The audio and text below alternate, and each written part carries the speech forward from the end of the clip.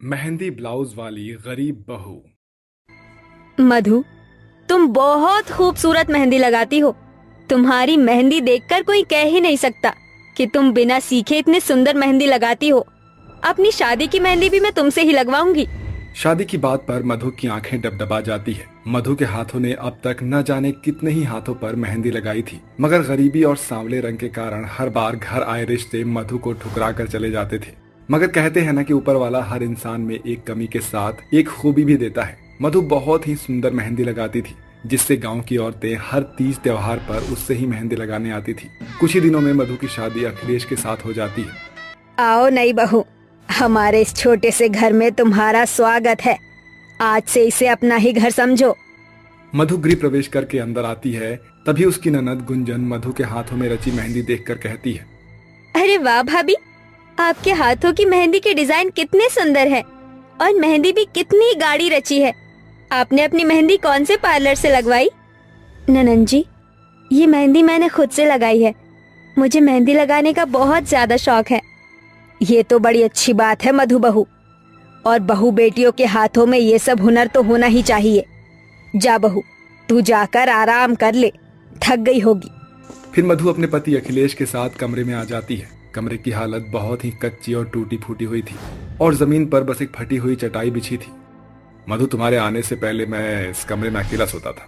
मधु, तुम्हें तो पता ही है कि मैं रिक्शा चलाता हूँ और उसी से घर की रोजी रोटी चलाता हूँ। अजय, आप चिंता मत कीजिए, मैं समझ सकती हूँ। जब घर में कमाने वाला एक हो तो गृहस्थी चलाना कितना कठिन होता है, मगर भगवान का शुक्र है हमारे सर पर छत तो है। भले ही मधु का रंग सांवला था, मगर उसके स्वभाव ने अखिलेश का दिल जीत लिया था। बहुत ही जल्द मधु अपने गरीब ससुराल में ढल गई। फिर एक दिन जब मधु बाजार से सब्जियां लेकर लौट रही थी, तभी वो मेहंदी के ढेरों पौधे देखकर रुक गई। अरे वाह, कितने सारे मेहंदी के पौधे हैं। इन्हें तोड़कर घर ले जाती हूँ। मधु मेहंदी के पत्ते तोड़कर मेहंदी के पौधे की एक मोटी सी कलम तोड़कर घर लाकर घर के आंगन की मिट्टी में बो देती है। गुजरते वक्त के साथ अब मानसून का महीना शुरू हो जाता है और उस दिन की बरसात कहर बनकर उस गरीब बहू के घर पर आ गिरती है। जब गरीब बहू के कमरे की छत कच्ची और कमजोर होने के कारण ढह जाती है, जिसके बाद मधु, उसका पति अखिलेश और उसकी सास और ननद भी एक ही कमरे में गुजारा करने पर मजबूर हो जाते हैं। सुनो जी, राशन खत्म हो गया है, थोड़े पैसे दे दो। मधु, अभी मेरे पास एक भी रुपया नहीं है। अभी मैं काम पर जा रहा हूँ, शाम तक राशन लेकर आता हूँ। ये बोलकर अखिलेश रिक्शा लेकर निकल जाता है। जहाँ पूरा चौक बाजार बारिश के पानी से भरा होता है, जैसे तैसे एक सवारी उसके रिक्शे पर बैठता है। तभी उसका रिक्शा खड्डे में फंस जाता है और रिक्शे का टायर फट जाता है। हताश होकर वो जैसे तैसे रिक्शा को खींचकर घर लाता है। अजी, ये क्या हो गया? मधु, बड़ी मुश्किल से एक सवारी बैठी थी और ये हो गया। समझ में नहीं आ रहा क्या करूं। मेरे पास एक रुपया नहीं है कि रिक्शा ठीक करवाऊं। अजय, आप चिंता मत करो, भगवान किसी न किसी को हमारी मदद के लिए जरूर भेजेगा। इतने में गांव की सबसे अमीर माया वहां आती है। अरे मधु बहू, आज शाम को मेरी बेटी किंजल की मेहंदी है, तो आ जाना। जी ठीक है काकी। शाम को मधु अपनी सास ननद के साथ मेहंदी में आती है। कुछ देर बाद, मम्मी, इतनी देर हो गई, ये मेहंदी वाली कहाँ रह गई? अभी तक आई क्यों नहीं? अरे किंजल, उसने इन मौके पर आने से मना कर दिया। माया आंटी, आप चिंता मत कीजिए, मुझे मेहंदी लगानी आती है। किंजल को मैं मेहंदी लगा दूंगी। किंजल जल्दी से हाथ आगे बढ़ा देती है और मधु उसे बहुत ही सुंदर मेहंदी लगाती है, जिससे सभी मधु की जमकर तारीफ करते हैं। और माया खुश होकर मधु को 500 रुपए दे देती है, जिसमें से मधु आधे पैसे से घर के लिए राशन खरीद कर बाकी के पैसे अखिलेश को रिक्शा ठीक करवाने के लिए दे देती है। अगले दिन से अखिलेश रिक्शा चलाने लगता है। सुनो भैया, जल्दी से प्लाजा बैंक्वेट ले चलो। जी मैडम जी। पल्लवी जैसे ही रिक्शे पर बैठती है तो टाइट होने के कारण उसकी ड्रेस बैक साइड से फट जाती है। ओह नो, ये अभी ही होना था। Shit shit shit. क्या हुआ मैडम जी, आप इतने परेशान क्यों हैं? भैया, मेरी ड्रेस फट गई है, क्या करूं? मैडम जी, यहाँ पास में ही मेरा घर है, आप वहाँ चलिए, शायद वहाँ मेरी पत्नी आपकी कोई मदद कर दे। थोड़ी देर में अखिलेश पल्लवी को अपने घर लाकर मधु को सारी परेशानी बताकर वहाँ से चला जाता है। देखो ना, मेरी ड्रेस फट गई है और मुझे इमीडिएटली अपनी फ्रेंड के एंगेजमेंट फंक्शन में पहुँचना है। तुम कुछ कर सकती हो? मैडम जी, मुझे 10 मिनट दीजिए। ये बोलकर मधु पल्लवी की ड्रेस के फटे हुए हिस्से को काट देती है। ये तुमने क्या किया? तुमने तो मेरी ड्रेस को और भी ज्यादा बर्बाद कर दी। अब ये बैकलेस ड्रेस मैं फंक्शन में पहनकर कैसे जाऊंगी? मैडम जी, आप मुझ पर यकीन रखिए और घूम जाइए। पल्लवी मधु की तरफ पीठ करके बैठ जाती है। इसके बाद मधु उसकी बैकलेस ड्रेस बहुत ही खूबसूरत मेहंदी ब्लाउज डिजाइन बना देती है। गरीब बहू का बनाया हुआ मेहंदी का ब्लाउज डिजाइन पल्लवी को बहुत ही ज्यादा पसंद आता है। Oh wow, it's fabulous. तुमने तो मेरी बैकलेस ड्रेस को इस मेहंदी ब्लाउज डिजाइन से पूरी तरह कवर कर दिया। I love this, thank you so much. ये बोलकर पल्लवी अपने पर्स से 5,000 रुपए निकाल कर उस गरीब बहू को देकर चली जाती है। वहीं पल्लवी जब मीता की मेहंदी फंक्शन में पहुंचती है तो सभी लड़कियां उसकी मेहंदी ब्लाउज डिजाइन को देखती रह जाती है। Oh wow Pallavi, you are looking so gorgeous. इस मेहंदी ब्लाउज डिजाइन वाली ड्रेस में तू कहर ढा रही है। मुझे भी अपनी वेडिंग के लिए ऐसी ही मेहंदी वाली ब्लाउज बनवाना है। तू मुझे इस पार्लर वाली का कांटेक्ट नंबर शेयर कर दे। मीता, मेरा ये मेहंदी ब्लाउज डिजाइन किसी प्रीशियस पार्लर वाली ने नहीं बनाया, बल्कि एक गरीब के हाथों की मेहनत है। शादी से एक दिन पहले पल्लवी मीता को लेकर मधु के ससुराल आती है, जहां मधु के घर के गरीब हालत देखकर उन्हें काफी बुरा लगता है। मधु भाभी, आपसे मिलने कोई आया है। अरे मैडम जी, आप यहाँ? कैसा गया फंक्शन? फंक्शन बहुत ही फैबुलस था और तुमने जो मेहंदी ब्लाउज डिजाइन बनाया था सभी को पसंद आया। वैसे ये मेरी सहेली मीता है, कल इसकी शादी है, इसे भी मेहंदी ब्लाउज डिजाइन बनवाना है। वैसे ये शादी का लहंगा है, देखकर बताओ इस पर कौन सा ब्लाउज डिजाइन ज्यादा अच्छा लगेगा। और ब्लाउज डिजाइन के साथ मुझे हाथ पैरों पर भी वेडिंग मेहंदी लगवानी है, तो मैं तुम्हें 25,000 दे दूं। 25,000? अच्छा, तो फिर 30,000 ले लेना। इतनी बड़ी रकम सुनकर मधु अपनी गरीब सास ननद को देखने लगती है। फिर मधु जल्दी से मेहंदी पीस कर उसे कई सारे कोन तैयार कर लेती है। मैडम जी, आपका शादी का लहंगा बहुत हैवी है और आपका ब्लाउज फ्रंट से बैक नेक और पीछे से बैकलेस है। इस पर नेकलेस मेहंदी ब्लाउज डिजाइन सबसे खूबसूरत लगेगा। ओ, वही बना दो, बस मैं शादी में अच्छी लगूं। इसके बाद मधु बड़ी ही बारीकी के साथ मीता को बहुत ही खूबसूरत मेहंदी ब्लाउज डिजाइन बनाकर देती है, जो कि देखने में वाकई बहुत ही खूबसूरत था। मीता और पल्लवी के बाद धीरे धीरे बहुत सी लड़कियां उस गरीब बहू के घर खास एक खूबसूरत मेहंदी ब्लाउज डिजाइन लगवाने के लिए आती है, जिससे मधु को अच्छी खासी कमाई होने लगती है, जिससे वो सबसे पहले अपने ससुराल वालों के रहने के लिए एक पक्का घर बनवाती है। ये मधु के हाथों का हुनर और उसकी कड़ी मेहनत का फल था, जो उसने अपने हाथों के हुनर का इस्तेमाल करके आज अपने गरीब हालातों को पूरी तरह से बदल दिया था। अरे बहन, और तुझे क्या बताऊं, मेरी जिंदगी तो इन 5 बहुओं ने खराब करके रख दी है। देख, सारा काम ऐसे ही पड़ा है और महारानी अभी तक अपने कमरों में आराम कर रही हैं। अरे तमन्ना बहन, ऐसा क्यों कहती है? देख, जरा समय तो देख, दोपहर के 3 बज रहे हैं और जब मैं आई थी बेचारी 5 काम करने के बाद अपने कमरे में आराम करने गई थी। अब दिन में थोड़ा तो आराम करना बनता ही है। अरे सुजाता, तुझे नहीं पता, जब से इन 5 की शादी हुई है, इनकी शादी को पूरे 4 साल हो गए हैं और आज तक इन्हें एक संतान तक नहीं हुई। भला तब से ये आराम ही तो कर रही हैं। इनके आराम करने का भी कोई फायदा नहीं।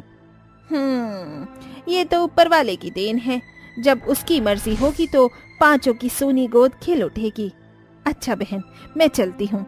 आजकल मेरी बहू की तबीयत खराब रहती है, तो इसीलिए घर की जिम्मेदारी थोड़ी मैं संभाल रही हूँ। आखिर वो भी तो किसी की बेटी है। सुजाता ऐसा कहकर वहाँ से चली जाती है, जिसके बाद तमन्ना अपने आप से कहती है, बड़ी आई बहुओं की तरफदारी करने वाली।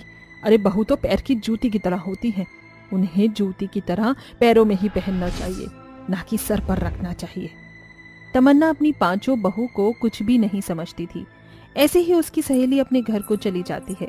तमन्ना चीख चीख कर पूरे घर को सर पर उठा लेती है। अरे ना स्पीटियो, कहाँ जाकर मर गई हो? अरे तुम लोगों ने तो हद ही पार कर दी। पता नहीं मनहूस कहीं की क्यों इस घर के अंदर पड़ी हुई हो। तमन्ना के चिल्लाने पर उसकी 5 बहू उसके सामने आ जाती हैं। क्या हुआ माँ जी, कौन सा बवाल मच गया है अचानक से? दोपहर के 3 बज रहे हैं और आप हमें 3 बजे ही उठा रही हो। आपकी तबीयत तो ठीक है ना माँ जी? इनकी तबीयत का पता नहीं, लेकिन मेरी और काजल की तबीयत बहुत ज्यादा खराब है।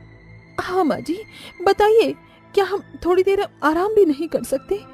अरे देखो तो सही, किस तरह जान खाने की तरह मेरे ऊपर चढ़ती हुई आ रही हो तुम 5 की 5। अरे मैं तुम्हारी सास हूँ, कि तुम पांचों मेरी सास हो। माँ जी, आप ही हमारी सास हो। तो हुक्म किसका चलेगा? माँ जी, आपका ही चलेगा। कान खोल कर सुन लो तुम पांचों की पांचों। अगर तुम पांचों की पांचों काम में जरा भी ढील करोगी तो मैं तुम्हें तुम्हारे घर भेज दूंगी। फिर पड़ी रहना अपने मायके में। जाओ यहाँ से और काम करो घर के सारे। अपनी सास का हुक्म सुनकर उन पांचों को घर के काम करने पड़ते हैं, जबकि शाम भी नहीं हुई होती। ऐसे ही तमन्ना अपनी 5 बहुओं के ऊपर बहुत अत्याचार करती, ऊपर से उन्हें बांझ कहकर उन्हें बहुत ज्यादा जलील करती। इसी के चलते एक दिन उन्हें पूजा पाठ और मंदिर का ताना देती है। तुम पांचों मनहूस जब देखो घर के अंदर ही पड़ी रहती हो। एक काम करो, आज से सुबह और शाम तुम पांचों मंदिर जाओगी और भगवान की सेवा करोगी। शायद इसी के चलते तुम पांचों को भगवान हमारा वंश बढ़ाने के लिए औलाद दे दे। तमन्ना की ऐसी बातें सुनकर उन पांचों को दुख तो बहुत होता है, लेकिन उनके पास कोई चारा नहीं होता, जिसके चलते वो सुबह और शाम दोनों समय मंदिर जाकर भगवान से अपनी गोद भरने के लिए मन्नत मांगती हैं। एक दिन वो पांचों बहुत ज्यादा परेशान हो चुकी थीं और रोते हुए मंदिर में भगवान से कहती हैं, भगवान, किस जन्म का बदला ले रहा है तू हमसे? आखिर हमने ऐसा कौन सा पाप कर दिया जो तुम हमें संतान का सुख प्राप्त ही नहीं होने दे रहे हो? अब अगर हमें और ताने सुनने पड़े तो हम आपके मंदिर में कभी नहीं आएंगे। चलो बहनों, चलते हैं यहाँ से। सुप्रिया की बातें सुनकर सौम्या और काजल भी बिना भगवान की पूजा किए ही उस समय मंदिर से निकल जाती हैं। तभी वो पांचों सड़क पार करने वाली होती हैं कि अचानक से एक बहुत बड़ा ट्रक उनके सामने आ जाता है। उससे पहले ही एक लड़की उन पांचों को जोर से धक्का दे देती है, जिसके चलते वो पांचों तो बच जाती हैं, लेकिन उस लड़की के चोट लग जाती है। अरे ये क्या? ये लड़की कौन है? इसने हमारी जान क्यों बचाई? ये तो बाद में जानेंगे, लेकिन उसे देखो जरा, उसे बहुत ज्यादा चोट लगी है। चलो उसे हॉस्पिटल लेकर चलते हैं। उस लड़की का नाम कनिष्का था और वो एक अनाथ लड़की थी। लोगों से भीख मांगकर अपने पेट का गुजारा किया करती थी और दूसरों की मदद भी करती थी। इसी के चलते कनिष्का पांचों को बचा लेती है और खुद घायल हो जाती है, लेकिन वो 5 बहू मिलकर हॉस्पिटल में उसका इलाज करवाती हैं और उससे उसकी दुख भरी कहानी सुनती हैं। मेरा इस दुनिया में कोई नहीं है। मेरे पैदा होते ही मेरे माता पिता भगवान को प्यारे हो गए थे। तब से मैं दर दर की ठोकर खा रही हूँ। भगवान ऐसा कैसे करता है? जिनको औलाद चाहिए उनको औलाद नहीं देता, और जिनके पास औलाद होती है उन्हें अपनी औलाद से अलग कर देता है। प्रीति की बात सुनकर बेचारी कनिष्का रोने लगती है, जिसके बाद उन पांचों का मन नहीं मानता और वो उसे अपने साथ अपने घर ले आती हैं। आज से तुम हमारे साथ ही रहोगी। जैसे ही सौम्या, प्रीति, सुप्रिया, काजल और ऐश्वर्या कनिष्का को घर पर लेकर आती हैं, कनिष्का को देखते ही तमन्ना उन पांचों से कहती है, ये रास्ते का कूड़ा उठाकर तुम अपने घर पर कैसे ले आई? कौन है ये लड़की? इसकी हालत तो देखो जरा। ये मेरे दूर की मौसा की बेटी की भांजी है और मेरी छोटी बहन। जैसे ही मैं मंदिर से बाहर निकली तो मैंने इसे देखा। इसकी हालत बहुत बुरी थी। इसके माता पिता बचपन में जन्म देकर भगवान को प्यारे हो गए। और फिर आप ही तो कहती हो ना कि लोगों की मदद करने से हम पुण्य कमाते हैं। अगर हम इसकी मदद करेंगे तो हम पुण्य कमाएंगे और हमें भी भगवान संतान का सुख दे देगा। वो पांचों अपनी बातें घुमाकर कनिष्का को घर में ही रख लेती हैं। कनिष्का बहुत अच्छी और समझदार थी। जब से वो उस घर में आती है वो उन पांचों बहुओं का बहुत ख्याल रखती है। अरे आप पांचों उठ गई? टेबल पर बैठ जाइए, मैंने आप पांचों के लिए नाश्ता बनाया है। जल्दी उठकर तुमने नाश्ता भी बना लिया? वो पांचों बहुत हैरान रह जाती हैं, क्योंकि नाश्ते के साथ साथ कनिष्का घर की साफ सफाई भी बहुत अच्छे से कर चुकी थी। मैं भी तो आपकी बेटी की तरह ही हूँ, इसीलिए मेरा फर्ज बनता है कि मैं आपका ख्याल रखूंगी। वैसे भी तो आप सारा दिन काम करती हो, अगर मैं थोड़ा काम भी कर लूंगी तो क्या चला जाएगा। कनिष्का ऐसा कहकर उन्हें नाश्ता परोसती है, जिसके बाद वो स्वादिष्ट नाश्ता करके बहुत खुश होती हैं। एक तरफ वो घर की जिम्मेदारियों को संभाल लेती है तो दूसरी तरफ जब भी किसी की तबीयत खराब होती तो कनिष्का उसका अच्छे से ख्याल रखती, जैसे कोई बेटी अपनी माँ का ख्याल रखती है। लेकिन इसी बीच कनिष्का और उन 5 बहुओं के लगाव को देखकर तमन्ना को बहुत गुस्सा आता है और वो ये बर्दाश्त नहीं कर पाती। मेरे होते हुए मैं इन्हें एक साथ तो देख नहीं सकती। मुझे इस लड़की को इस घर से निकालना ही होगा। बहुत सुख भरे दिन जा रहे हैं इन पांचों के। तमन्ना एक साजिश रचती है और अपनी सारी गहने कनिष्का के कमरे में रख देती है और उसके ऊपर चोरी का इल्जाम लगा देती है। इसने मेरे कमरे में आकर मेरे गहने चोरी किए हैं। देखो इसकी अलमारी में सारे गहने रखे हैं। नहीं, आप आ जाओ, मेरा विश्वास कीजिए, मैं ऐसा कभी नहीं कर सकती। मैं गरीब हूँ लेकिन चोर नहीं। अपनी सास की बात मानकर उन पांचों बहू के पति भी नाराज होते हैं, लेकिन तभी सौम्या सभी के सामने हकीकत लेकर आती है। माँ जी ऐसा कुछ करेंगी ये मैंने कभी सोचा भी नहीं था। मैं जानती थी कभी ना कभी ऐसा जरूर होगा, क्योंकि माँ जी से हमारी खुशियां बर्दाश्त नहीं होती, इसीलिए मैंने ये वीडियो बनाई थी। ये देखिए, माँ जी ने खुद कनिष्का के कमरे में ये सारे गहने रखे थे। आखिर माँ जी आपने ऐसा क्यों किया? सच्चाई सामने आने के बाद तमन्ना को अपनी गलती का एहसास होता है। हाँ, ये मैंने ही किया था, क्योंकि मेरी कोई बेटी नहीं रही। जो सुख मुझे नहीं मिला वो सुख मैं तुम पांचों को कैसे मिलने देती। मुझे अंदर ही अंदर जलन हो रही थी, लेकिन अब मुझे अपनी गलती का पछतावा है। तुम पांचों मुझे माफ कर दो, और कनिष्का बेटी तुम भी मुझे माफ कर दो। तमन्ना से माफी मांगते हुए उसकी पांचों बहू उसे माफ कर देती हैं। वहीं कनिष्का भी उसे माफ कर देती है, लेकिन अब वो पांचों मिलकर कनिष्का को गोद ले लेती हैं, जिसके बाद कनिष्का उन्हें माँ कहकर पुकारने लगती है, और इसी प्रकार वो सभी एक साथ खुशी खुशी रहने लगते हैं।